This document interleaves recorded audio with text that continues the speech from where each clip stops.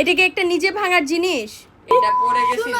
হে everyone, after office হচ্ছে গিয়ে maximum টাইমে আমি বাসায় আসলে দেখা যায় যে খুব টায়ার্ড থাকলে আমার ছোটো ভাইকে কল দিলে ও এসে আমার ব্যাগস অ্যান্ড আদার যা জিনিস আছে সব কিছুই ক্যারি করে নিয়ে যায়। অ্যান্ড দ্যাট ডে গতকাল রাতে হচ্ছে গিয়ে আমি যখন বাসায় গেলাম, অলরেডি হচ্ছে গিয়ে আমাকে বাসায় যখন শুয়েতে ছিলাম তখনই বলছিল তুমি আজকে বাপনামো কেন বাসায় এসছো, বাসায় না আসলেও হতো। তো ওর এই কথাটা শোনার পরে আমার মনে হচ্ছিল বাসায় কিছু তো হয়েছে। সেই অলরেডি তারা আমার ফেভারিট যে হেয়ার ব্রাশ ছিল এটাকে ভেঙে একজন আরেকজনকে দোষ দিতে ব্যস্ত। এরকমভাবেই তারা আমার ম্যাক্সিমাম জিনিস ভেঙে ফেলে দুজন মিলে, এবং ভাঙার পরে কে কাকে দোষ দিবে সেটা নিয়ে হচ্ছে গিয়ে তাদের একটা বহু বড় লড়াই চলে।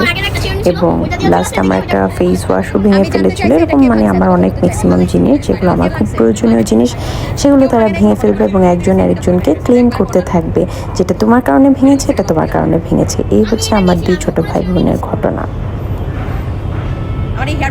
অ্যান্ড তারপর আমার মেজাজ এত পরিমাণে গরম ছিল গতকাল রাতে যে আফটার অফিস আমার এগুলো বাসায় গিয়ে দেখতে একদমই ভালো লাগে না। বাট গুড জিনিসগুলো কি দেখেন, এই যে বললাম পানি দাও, সাথে সাথেই পানিটা হাতে দিয়ে দিল। এরা আমাকে অনেক বেশি টেক কেয়ারও করে। দেখেন আজকে গতকাল রাতে থার্সডে ছিল এবং থার্সডেতে আমি আমার মেডিসিন ভুললেও আমার করলা আমার মেডিসিন কোনোভাবেই ভুলে না, কোনোভাবেই। আজকে কি বার? আজকে বৃহস্পতিবার, থার্সডে তোমার মেয়ের সিনডে। তোমরা তো আমার মাথাটা গরম করে দিছো আমার হেয়ার ব্রাশ ভেঙে। আমি কি করছি?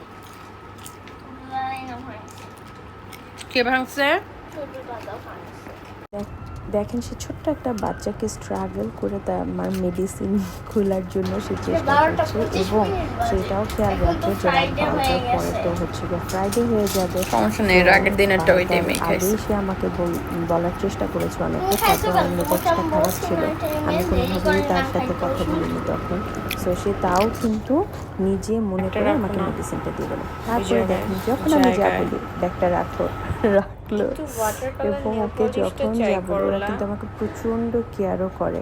কিন্তু এই যে দেখেন আমরা মাঝে মধ্যে বাচ্চাদের এই ছোট ছোট জিনিসগুলোতে এত বেশি রেগে যায়, এত বেশি রেগে যায় যে বাচ্চাদের যে ভালো কাজগুলো ওগুলোতে আমরা কখনোই কিন্তু অ্যাপ্রিসিয়েট করি না।